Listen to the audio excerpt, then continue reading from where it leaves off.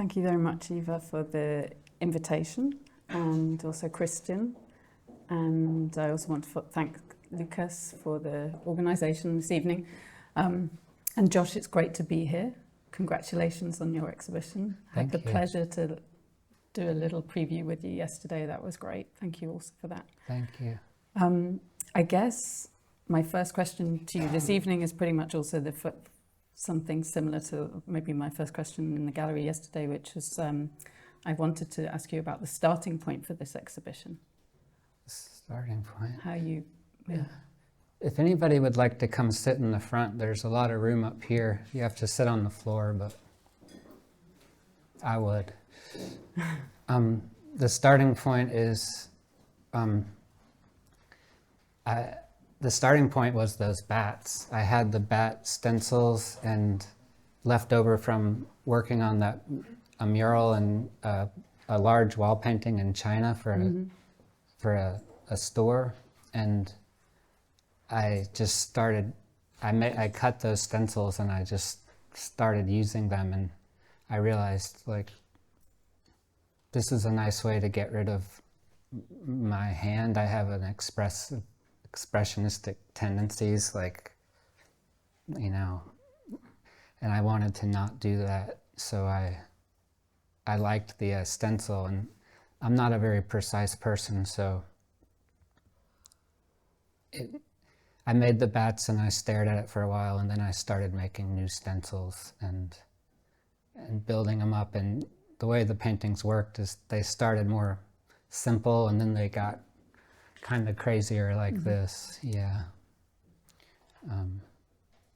But I also always I always feel like I need to change. I don't want to walk in my own footsteps, so I always try to change a little bit or a lot, and make something I don't like necessarily, and then sort of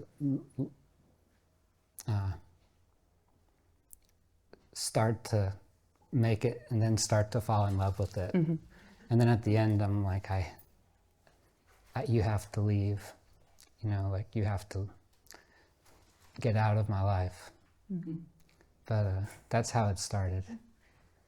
It's true, exactly what Eva said at the beginning, that there's I find there's something very generous in your exhibition making, because you do always, well, firstly, actually, the generosity is partly in the sheer quantity of works often, not maybe so evident in this exhibition. I think it's the other part of the generosity, but I remember the show that you did in Bonn, for instance, there was like more than 60 ceramics. I forget how many paintings, like maybe 20 to 30 or something, new paintings. But then in this exhibition, the generosity, like the other part of the generosity, which is very evident, is the way in which you change direction. And with a new exhibition, with another body of work, there's something fresh for everyone, even people that have followed your work for a long time. In this show, the paintings feel much flatter, more graphic. The compositions are really really full, and there's like many different motifs. And I wanted to ask you, is this a kind of challenge you set yourself for each exhibition? I would like to repeat myself and be an artist but I can't. I don't have that type of personality. I have to change, because I feel so lucky to be able to share my work, and I don't take it for granted, and I know that life is short, and I want to try as much stuff as I can. And with art, there's no risk. I mean, I take risks in art, but it's not real risks. Like, nobody's gonna die. It's a simulation of risk. So there's nothing to lose. And in a way, I'm trying to make something I don't like, you know, and because it's easy to make something you like. it's comfortable, and I don't feel like my job is to make myself comfortable. Mm-hmm. But it is stressful. I wanted to come back to the thing you said earlier about not making, getting away from being expressive, or not making, trying to make paintings that are not expressive. You said to me yesterday also that you wanted to make paintings that are kind of empty, that are a collection of images, and that don't, that with paintings with no story. And I wondered why that is important right now, or why it was important in this body of work. Well, I always try to do that in some respects, because I want to leave the work a little unfinished. So that's probably the toughest thing about being an artist, is knowing when to leave something alone. Like sometimes you forget and you take it too far. But I like to leave things a little, and these work, I wanted to leave it a little empty, because I hope that the viewer, meaning myself and you and everybody else, can put it together for themselves and in your head. I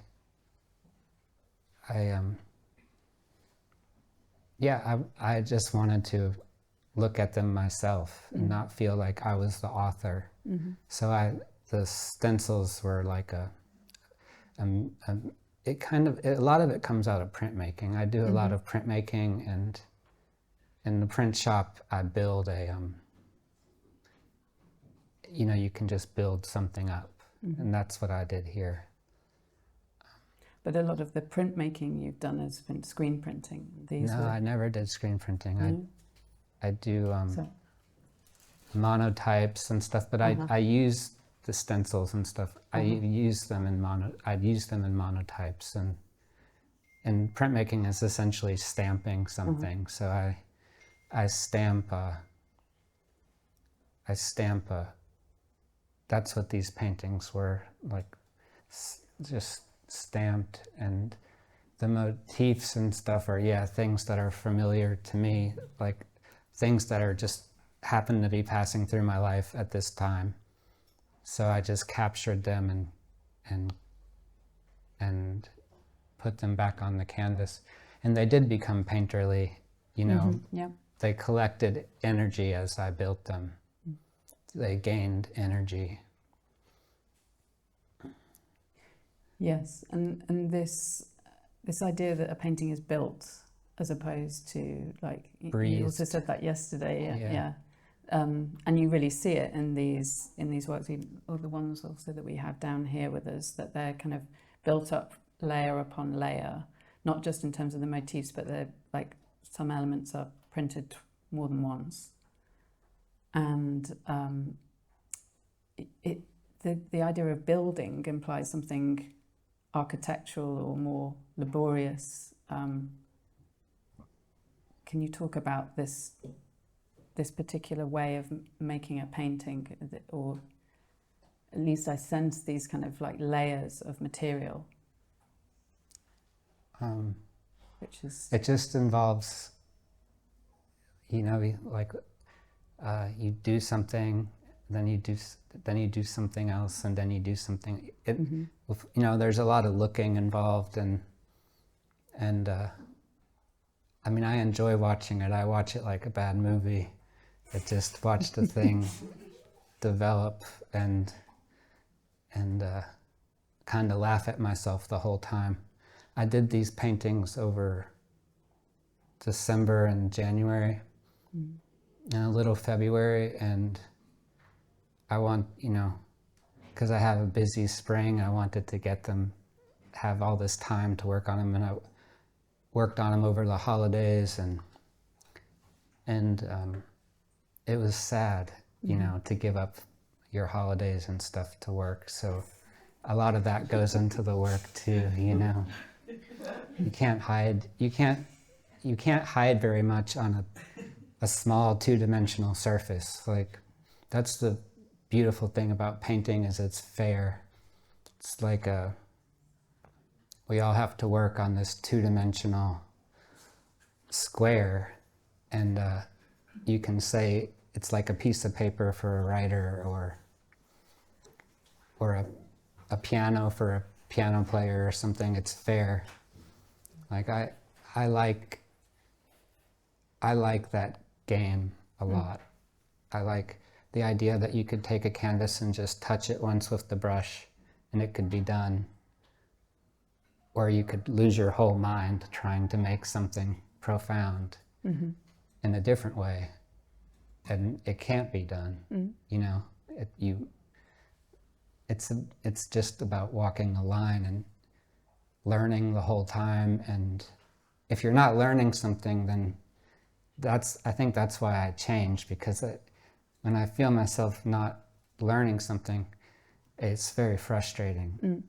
Because as an artist, everything I do and see and smell and taste and everything goes into the work in some way. Like, it builds like that. Yeah, and I kind of, the difference, I think also, if I think back to previous bodies of work, including the works that we showed in Bonn, which were organised much more around a single motif, or had more of a sense of a kind of single motif. These works are populated by all different kinds of motifs, that some of which are familiar from previous bodies, like this kind of basketball, Halloween-y kind of. That was a ceramic. That was a ceramic. I remember also The like ghost ceramics was like that, and ceramic, also then some of these winged characters, and also the little kind of ghosty guy with what looks to me like gloves almost for hands, like kind of up flat. These refer back to pieces of jewelry that you made, or resin sculptures that were then translated into silver jewelry pieces that I think. Yeah, in the fall I made jewelry. I made a lot of jewelry, and it's all stuff I had sitting around. I liked, before I started painting, I had to sit at the computer or draw and scan and design the stencils, and I had this time to work and think, and then I had all the elements all over the floor, and I would just pick something up. I would say, what won't look good here, and use that, you know, because I don't want to, you know, I have an aversion to knowing what I'm doing directly. I want to see something, not understand something. Are you trying to, in the process of making a painting, do you find yourself getting lost in that? Do you kind of? Yeah, I do. Yeah. Also, the turpentine kind of makes me. It kind of makes it a whole different experience. I get lost for sure. And I think of myself like the viewer, you know.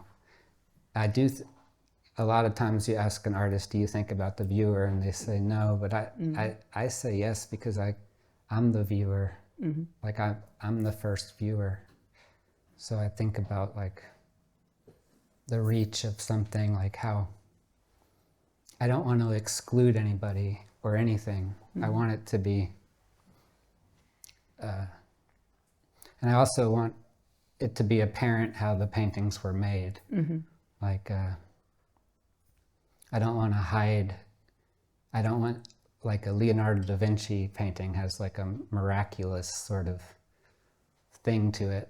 I want the viewer to be able to see like how the thing was made and feel some ownership over that, like so you can put your own self into the work a little bit and think what you want rather than be told something. I think what these works kind of produce or at least what they produce in me as a viewer, as opposed to the some of the works that we showed in Bonn or other works that I've seen by you recently is like a kind of restless eye, as opposed to like my eye doesn't know where to land. It kind of wants to go all around, right to the edges of the painting. Even sort of motifs that I know from previous bodies of work, like the compositional motifs, like the frames that you, or the borders that you paint around the paintings often, are more like elaborate in these works, or they feel, at least to me, like as opposed to the ones that you had in Bonn. Mm-hmm. But this is something you've been doing for some time now, right? Painting the... It started with the Grim Reaper paintings. yeah. Yeah, it's kind of American, like this American folk paint, like how they would decorate kind of poor people's houses in America, like in the 18th century and 19th century.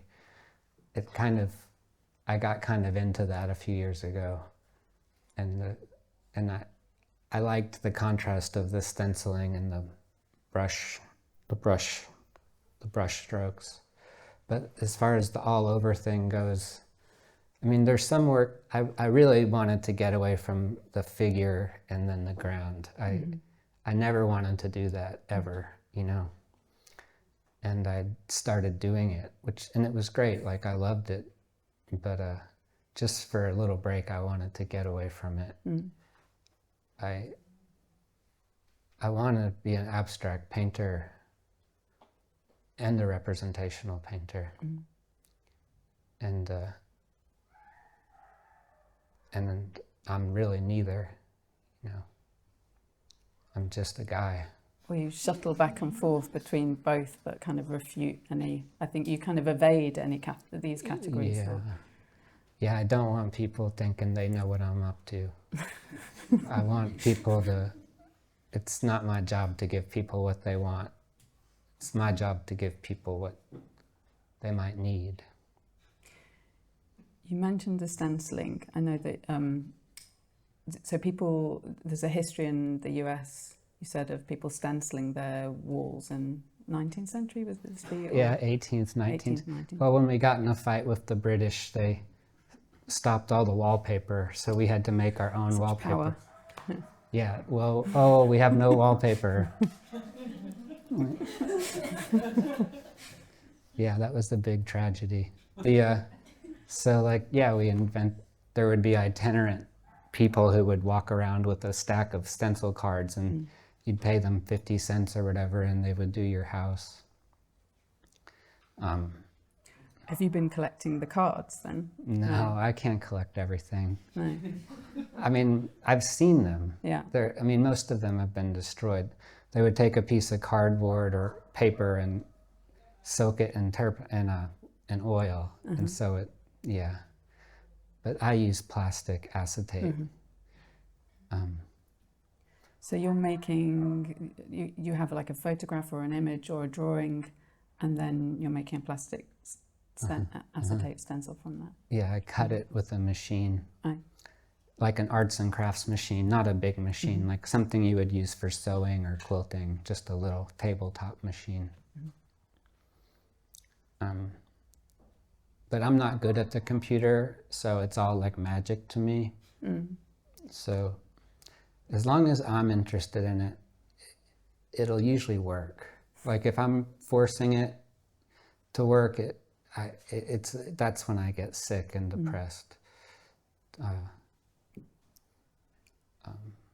Depression's another good art material too, because like there's a comfort in being sad, and then you start to feel I'm old now, and I've seen there's like a rhythm in my life where like this, and I've learned to appreciate it as opposed to try to fight it. So I know like when I'm down that it'll change, so I kind of enjoy being down a little bit. There's a comfort in being sad. Yeah, the last exhibition I saw before this one by you was called Living with Depression. Yeah. I always try to think of the stupidest title I can. The titles are good, yeah. Yeah. I called this one Studio News because I I had another title, but it was too meaningful. And I just thought, well, here's news from my studio. Like, the paintings are kind of news. And that's what's going on. But Studio News is also the kind of handle you use on Instagram for like I don't know, broadcasts from the studio, like regular posts that you do as reels. Yeah, that's just me. I've been hiding that side of my personality. Yeah. I realized people thought of me as sort of a darker type person. I wanted to show another side of my personality. I think of Instagram as a television show. Like, I don't know. I just started it 2 years ago, and or less than 2 years ago, and because I was tired of doing all these shows and none of my peers or my friends even would see what I was doing. It felt selfish and it felt wrong because the world is so busy. We don't have time to, and everyone's kind of spread out. I don't have time to share my work with my own friends, and I was like, that's not right. So I thought I should try to participate. I resisted it for so long because it just seemed like a toy. But I like that I think of the whole endeavor as an artwork, kind of. And I like to make a bad post and another bad post and then a really good post. And then like you lose a bunch of people, but you didn't need those. You didn't need those people. Like, and there's so many nice people on there. It's like a community of people, and I really like art people. Like, I think that I'm very lucky to live in a world filled with these people like you all who care enough. And we were all the people in high school who were not happy and kind of weird, and now we're all here in the same room still.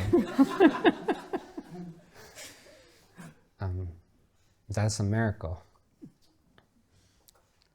Yeah, because people often think of painting as a more solitary practice than sculpture, for instance, which often, like, where you're in touch with different people to just simply make something. And painting, you can just get away with being on your own in the studio.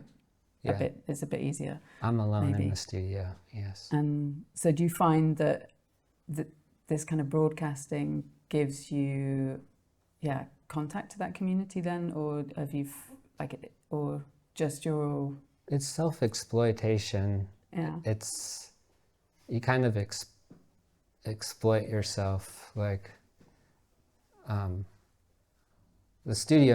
whole studio news is a joke because nothing happens in the studio. It's just me sitting in there like going like this or like I this. saw one which wasn't actually studio news yet, but you were washing brushes. You managed to make a whole post about how you wash your brushes for about more than 10 minutes, I think. Oh yeah, brush washing Friday. That was a good post, but a lot of people got mad about that. Oh yeah? They're like, you can't do that. That's not how you do it. Oh. People's priorities are all over the place. It's funny when someone gets mad on Instagram. It's funny when an adult gets mad about such a stupid thing.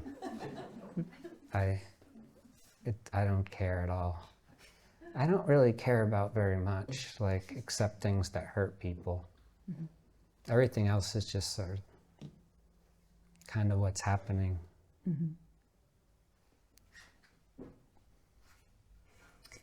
But to come back to the paintings. So can you tell us a little bit more about, like, you mentioned before the wallpaper or the stenciling the walls, but I was interested also in, like, I know you're an avid collector of things. Yeah. Like, you have an amazing library. I think the last time I was there, you had been like acquiring all the catalogue raisonnés of Picasso. I know you have an incredible collection of books on painting, and then also you get into stuff like, I don't know, Haitian art. I think you were Haitian buying art and African iron. I love African little metal from Africa. What have you been I try looking not at to or collect stuff, but I'm a collecting? shut-in, you know, and unfortunately eBay exists, and so like I'm a shut-in, you know, I bring the world in to me. And I don't keep any books or really anything in my studio. It's all like, I don't like to be an artist that lives out of books. I just really appreciate, I know how hard it is to make really great art, and I'm trying my hardest, and I really appreciate people in the past who have lived their whole life. I like to, a book, then getting off the subject again, but a book is the only thing that's, an art book is the only thing that's going to survive like the digital age, because people are going to stop reading books and stuff, but an art book can't be replaced. Like you could get a book and take all the pages out of it and spread them out, it would fill the whole floor. You know, nothing else can, nothing is that concise as an art book. As books have been eliminated, like books you read, and I don't even know if kids have books anymore when they go to school. They do. I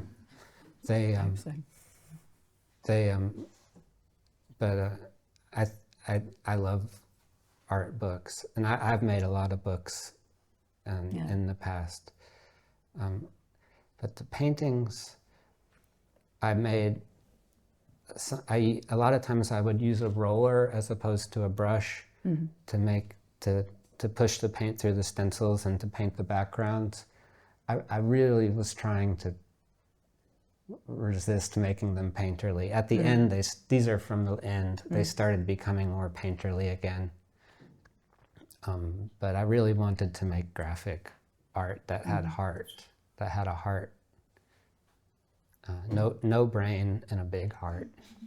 So do some of those more recent enthusiasms find their way into the motifs of the paintings, or is it more these paintings? You mentioned a lot of the jewelry was inspired by little things that I have, like I don't know why, but I love metalwork, and I love little things that you can hold and stuff, and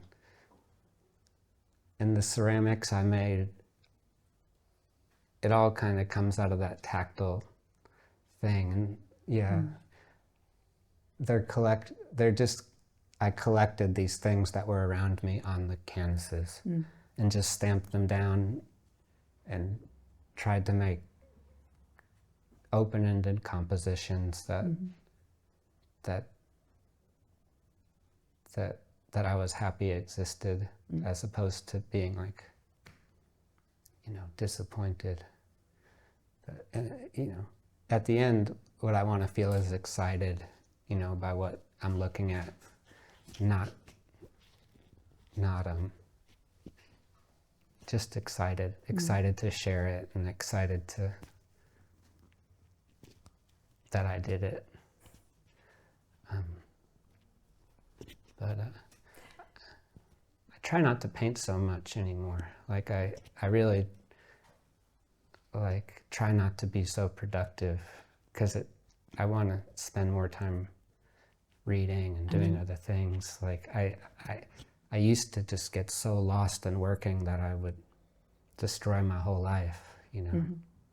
Now I'm looking for ways to when I was younger, it took there was no damage to me. Everything was just coming out of me. And now that I'm older, it takes, I think too much and stuff. I'm looking for ways to not, to stop thinking, you know, and just be an artist. The previous, the Living with Depression exhibition that I mentioned earlier, the palette of that show was all pink and red. It was like all red mostly, right? The paintings were all red. And this show, when I walked in yesterday, I was kind of aware, partly in the palette, but also in the different motifs that you have of this, like, kind of, it feels to me, it has this, like, almost nocturnal sort of vibe to it. There's something a little bit gothic. It's partly the palette, but also like these winged characters, the bats, of course, the kind of Halloween-y. Yeah, I hadn't aspect. thought about that, but it is nocturnal. Yeah. I mean, I paint at night a lot, and everything's really quiet, and I'm probably illustrating the way I feel a little bit. Yeah, there's a big difference between working in the daytime and working in the nighttime. In the daytime, your mind is filled up, and at 10 or 11 or 12 at night, things start to leave.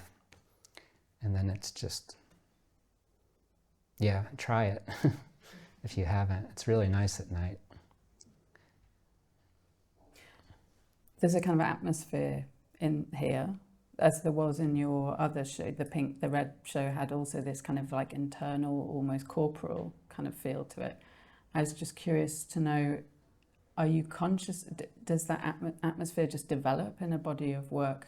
Maybe you've almost answered it already. I can't hide it. It's not, it's from another place. I mean, I want to make happy paintings, and that's why they don't look happy, because I'm trying too hard. This one looks pretty happy to me.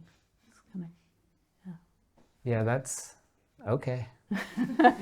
Apart from, still. It's sort of a patriotic looking painting. I didn't realize it, but it's really red, white, and blue.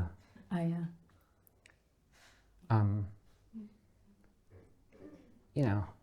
I want to make bad paintings that are good. I'm trying to make things I don't like but I love, and it's a complicated question to ask. But like I said, there's no risk. There's nothing. There's no risk. It's a safe sport. It's a safe activity. The more mistakes you make, the more you learn. You can collect mistakes and put them together and make something beautiful.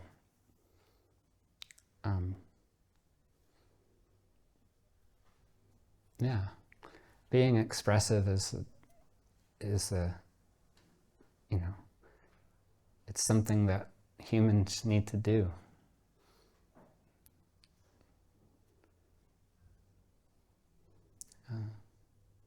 I could talk forever. Yeah, it's maybe a good point at which to ask if anybody else has any questions. I wanted to ask, did you paint it at the Halloween time? No. Because there are many symbols. I know, a few friends have said, like, your work, what's with all the Halloween stuff and stuff? But I'm just a guy who watches a lot of movies. It just gets like that. I try to change it, but it just gets like that. I'm going through a phase. I didn't do it during Halloween. I'm not that. I know there's 12 months in a year, and I don't know how a Halloween show would do for me. But there's the jack-o'-lantern and the ghost and the bats. The whole thing is totally Halloween, but it's Halloween's a good holiday. There's a lot of fun things, and it's not really religious. It's a pretty good holiday. It's better than Christmas. What was your last Halloween costume? Oh, I haven't worn one in a long time. I guess this. I don't have that type of courage. I don't know what I would be. What was yours? I don't remember, actually. I don't think I have that kind of courage either, actually. Yeah. I don't know. I don't know what I would do. But my work, I try to make human-sized things that I can move around myself. Like, I'm a little bit shocked at how big art is oftentimes. Like, it seems like the lower the quality, the bigger something becomes. I'm also jealous of it. I want to make big things too. You have been making these huge murals, though. I've seen. Oh, I've been yeah. doing these wall paintings and stuff. I really enjoy that. Yeah. That's a separate thing. That's a totally free activity. Yeah. Like, there's always a time period, so you get them done. Someone asked me today about deadlines, and deadlines are very useful. You know, I agree. it's useful to have a deadline, because at a certain point the truck's going to come, and what's done is done. So if you have to ship 12 white paintings, you ship 12 white paintings. I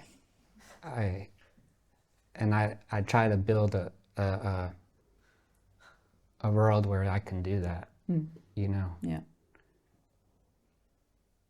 That's been a lot of work. But all my ideas are, I try to only work with bad ideas. Like my name, I started with my name, and which is a terrible idea, and the palm trees and the Grim Reaper, the death figure, the palette. I made palette paintings, and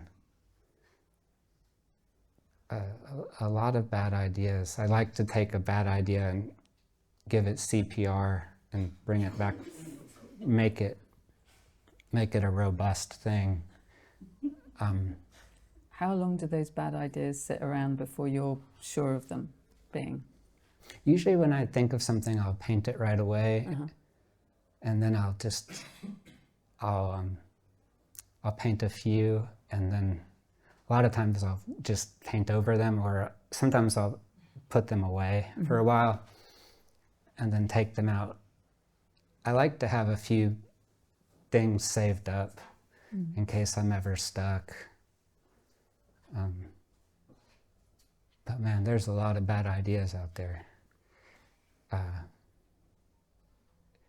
One more observation, actually, just is that I'm really conscious in these works of your drawing.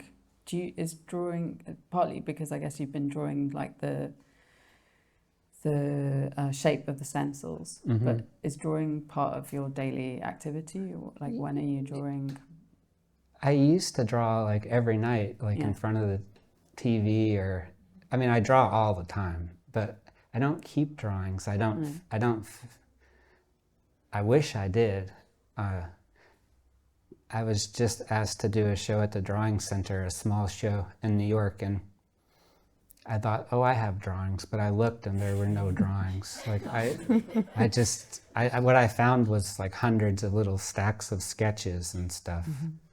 Like I just do sketches. I wish I could do that, but I just assume make a painting. A lot of the time the drawing, not with these, but the drawing is under the painting. Okay, yeah. But I don't do a lot of formal types of drawings. I wish I did, because I love drawings. And you know, I do a lot of printmaking, and part of me doesn't have the time really, or the patience. I have a kind of a lot of nervous energy, and yeah, I should do drawings more. Maybe I'll do some tomorrow.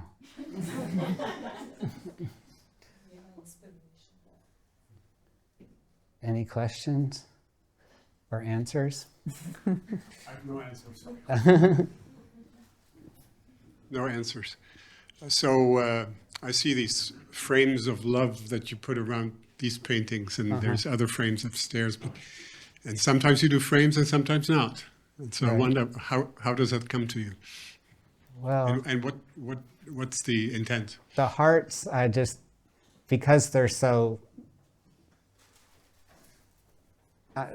that's just, it kind of gathers everything together, the frame, and it also, I use the hearts a lot because I think it's sweet, you know, like I love the shape, and my wish is that it would take out some of that Halloween stuff, you know, a little bit, but it just isn't me making another holiday.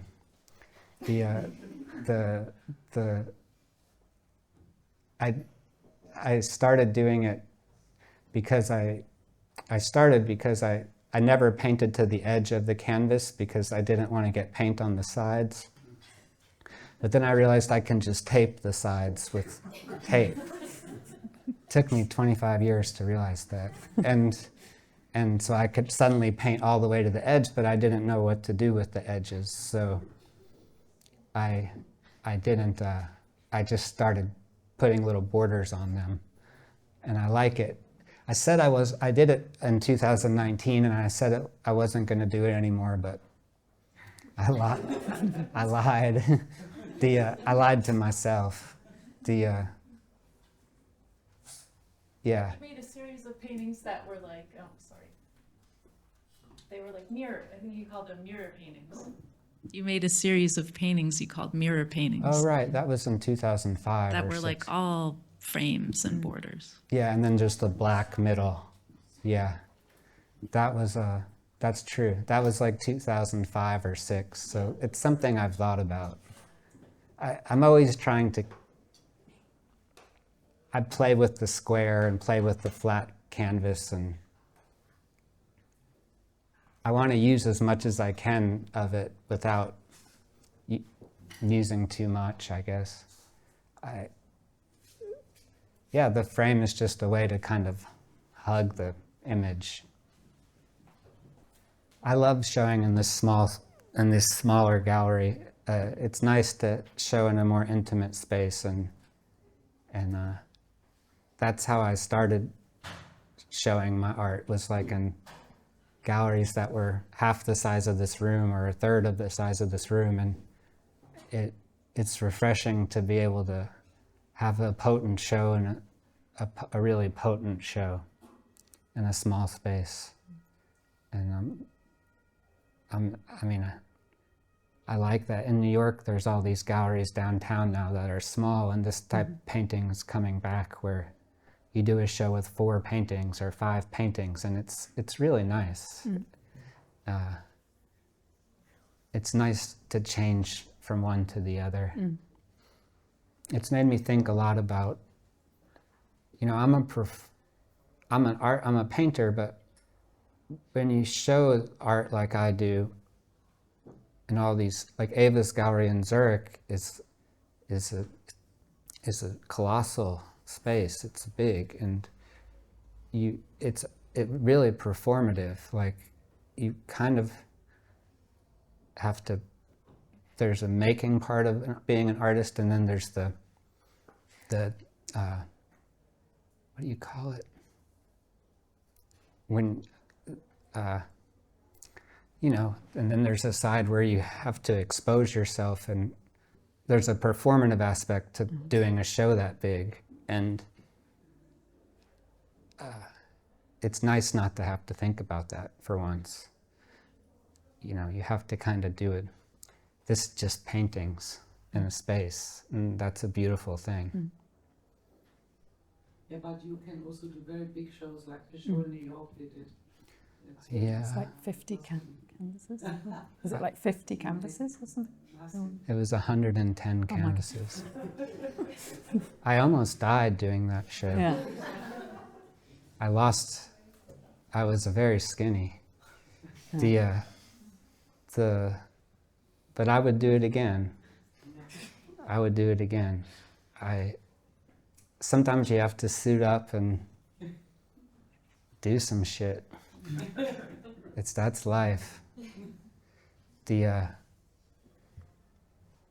Nothing's easy unless there's some hard things. But it's fun it's fun. And you can't squander these opportunities. And yeah, I try to do the best job I can do and it always changes what I make, but that's okay. I don't care. I think you feel it in these works also, that you had fun making them. Like, I feel it. Like, Yeah, I did. I worked in front of the deadline, so I didn't feel the deadline. I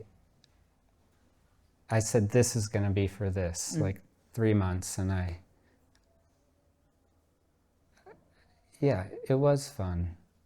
It was fun. Once it got going and I realized that that I can't really do anything wrong, and I let myself go as no stress. I mean, there's some bad paintings I made, but they're not here, you know? I mean, the good ones aren't here. I only sent the bad ones. I mean, Dieter Roth said, like, all he wants to do is make a bad painting, and he always fails, you know? Something like that. He said it in his own language, but I think that's funny. Like, the harder you try to make something bad, the more successful it becomes. I mean, sometimes. I'm speaking for myself. But try to make something bad. But I'll be around if you want to ask me anything, but maybe I'll answer. I really appreciate you all coming to this. Is there more? no, not from me, no. I mean, maybe later. Okay. And then I can see if you'll answer or not. But Thank you, Josh. yeah, thank you. All right. Thank you.